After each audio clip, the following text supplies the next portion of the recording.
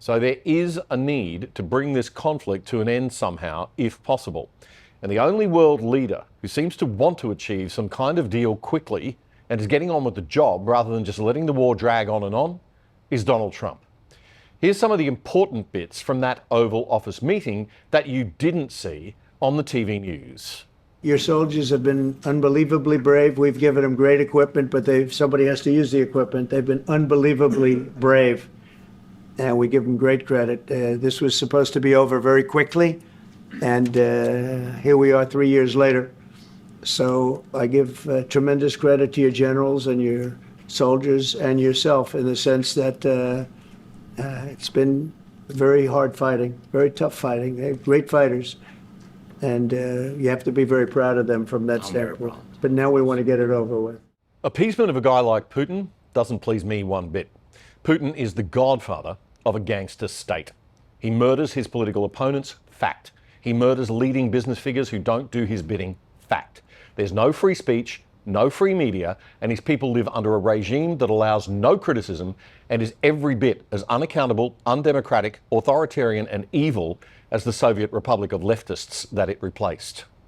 I'd like to see nothing more than Putin gone and Russia normalised. But we can't always get what we want. Putin and Russia are powerful, and Putin has no qualms about sending Russian boys to die on his behalf by the hundreds of thousands, 700,000 to be exact. Ukraine can't win this war without big support from both the EU and the US. Now, this war is about the border between free democratic liberal Western Europe and Putin's Russia. It is primarily Europe's war, not America's. But it's a war that the US taxpayers have been heavily funding for 3 years under their former president, Joe Biden. What the Biden administration did was terrible. They were giving money, but he had no security on the money. Europe, as you know, gave much less money, but they had security. It was in the form of a loan. They get their money back, and we didn't. And now, at least we're protected because the American taxpayer has to be protected too. What Trump's talking about there is the rare earth minerals deal. America's taken the deal off the table after the White House stoush and sent Zelensky packing. But Zelensky says he'd accept the deal if only it guaranteed Ukrainian long-term security. The deal would establish a joint fund for the US and Ukraine, in which 50% of the proceeds from future investments in government-owned natural resources would be deposited. But there's no commitment in writing from the US to support the country militarily, nor any arms to be provided, because Trump has indicated he wants to bring the war to an end, and he thinks committing more weapons might not achieve that. This is an incredible agreement for Ukraine because we have a big investment in their country now, and what they have, very few people have. And we're able to really go forward with very, very high-tech things and many other things, including weaponry that we're going to use in many locations, but that we need for our country. This allows us to do that. Now, Trump seems to be implying there that Zelensky's requirement for a security guarantee on paper will become less necessary by default if America is investing its know-how and manpower in rare earth mineral mining in their country, because they'll have their own interests to protect from Russian invasion then. This is a point that the respected US historian and geopolitical commentator Victor Davis Hanson made very clearly this week in his daily Signal show. If you invite American business in to Ukraine to help rebuild it and to profit thereby with natural resources, you're going to have Americans there, and Putin will be less eager to attack you if he understands there's a thriving American concession there. How Zelensky doesn't already understand that boggles the mind. It's a step-by-step process, and this is a very good first step. Ukraine, protected by a DMZ or Z, a demilitarized zone, and American mining interests in the east. But he walked into the Oval Office and demanded the world. Trump was acting as if the deal was almost done, so he must have been given a signal that it was, that Zelensky was happy. Then Zelensky goes in and says very publicly and in the least diplomatic way possible, not without an absolute security guarantee and a bunch of guns in a warehouse to back it up, it isn't, mate. Dr. Davis Hanson explains that the other terms of the proposed agreement are serious too. Number one, they're not going to be in NATO, but guess what? They're going to be better armed and better fighters than any of the 32 countries in NATO. Vladimir Putin knows that. Number two, nobody ever said they were going to get back the Donbass nor Crimea. That's not going to happen. No president said, we're going to give you the military wherewithal to reclaim it. Number three, if we have a negotiated settlement, the critical point will be, can Donald Trump put Putin back where he was before he invaded this time? That was can he go back to February 23rd of 2022? And Trump will tell him, you're not going to be worried about Ukraine. It's not going to be in NATO. You can go tell all of your friends that you institutionalized the acquisition of Crimea and the Donbass. But we would like you to re-enter the family of nations.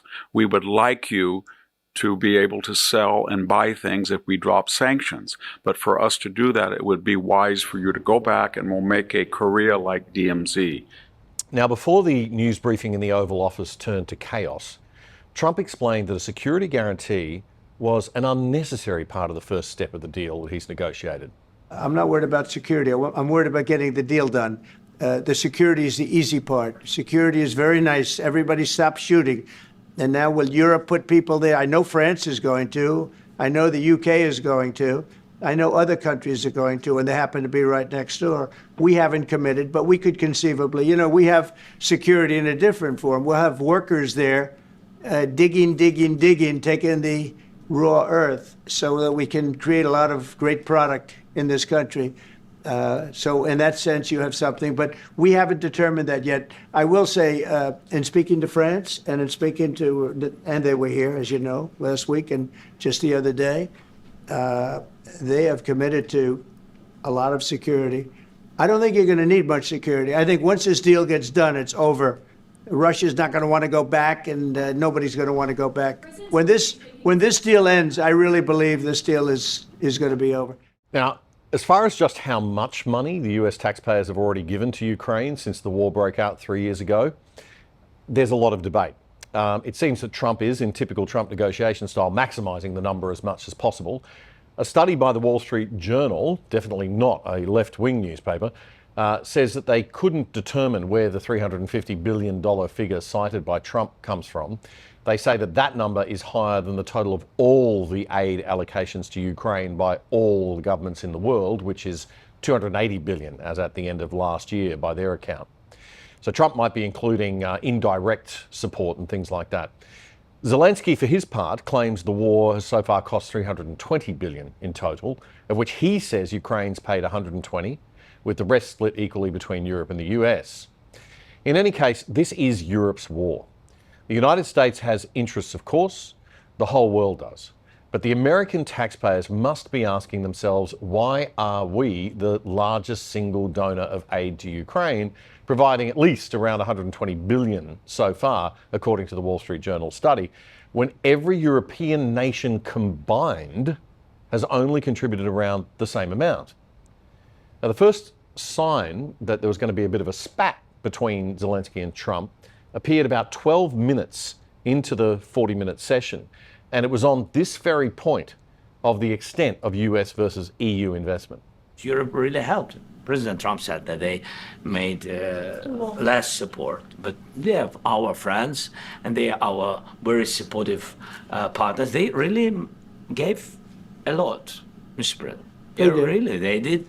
They gave a lot, but they gave much less. No. Much less. No. And it's no. Don't argue with it. No. Okay. Okay. Oh. Don't argue with me, Trump warns. That's the first warning not to correct him in front of his own media, in his own office, in his own country. It's a little warning that Zelensky might have been a bit wiser to pick up on, perhaps. What does Zelensky stand to gain by arguing publicly with an ally over which group of donors is actually showing him more charity?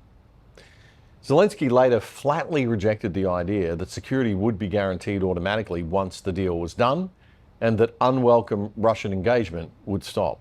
We can't just speak about ceasefire and speak and speak. It will not work. Just ceasefire will not never work, because I'm like a president. I have this experience, and not only me. Ukraine before my presidency, from the 2014, Putin broken 25 times. 25 times he broken his own signature. 25 times he broken ceasefire. But he never broke to me. He never broke to me. No, you were the president. He were the president during. He never broke to me. In 2016, you've been the president, Mr. President. You've been the president, but he had, of course, not with you, but he had during those periods, he had conversations with our side. And we had Normandy format, you know, the France, Germany, Ukraine, and Russia. And he broken 25 times. That's why we will never accept just ceasefire. It will not work without security guarantees.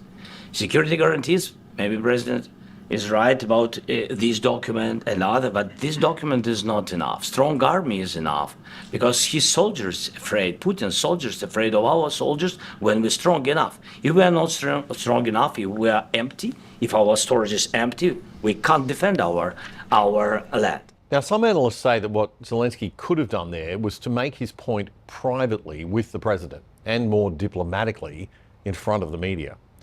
The question of assured security and ready arms is something that can be settled after a ceasefire is in place. If Putin broke it then, he would have absolutely zero support. Victor Davis Hanson says it's as if Zelensky just doesn't get that the world's power has shifted. And the American left that has made him a rock star, they're not in power now. So he has to understand that he has to get along with the president. That means you come in with a suit, you're very polite, you do not interrupt, and you cut a deal that's mutually beneficial on the mineral concession. That creates a de facto commercial tripwire, roughly along a DMZ, and now you have the basis for a lasting peace. Yes, a lasting peace, the last thing that those who profit from war would want. The other side doesn't get more than $1 billion of taxpayers' money to bring you news from a centre-right perspective like the ABC does to bring you news from a left-wing perspective. In fact, we don't get a red cent from the government. We need voluntary donors and supporters like you to keep going and growing. And we hate asking for charity, so we've done a deal with what we think is the world's best VPN, virtual private network service. It'll keep you and your family truly safe without slowing down your internet speeds, and you can watch Netflix or other streaming services using your regular accounts with them as if you're viewing from any country in the world. And you can sign up for less than $3 a month and get a whopping 83% off the normal price. Just go to piavpn.com/otherside to sign up and get more info. That's piavpn.com/otherside. That was a segment from a recent episode of our fortnightly news commentary show, The Other Side, with me, Damian Curry. If you liked it, support us. Subscribe to our channel on YouTube right now so you don't miss a thing. It's totally free. Just click that subscribe button and the little bell. And check out our Other Side Unplugged show too, and join our mission to actually do something and change Aussie media for the better at othersidetv.com.au. That's othersidetv.com.au. Check it out now.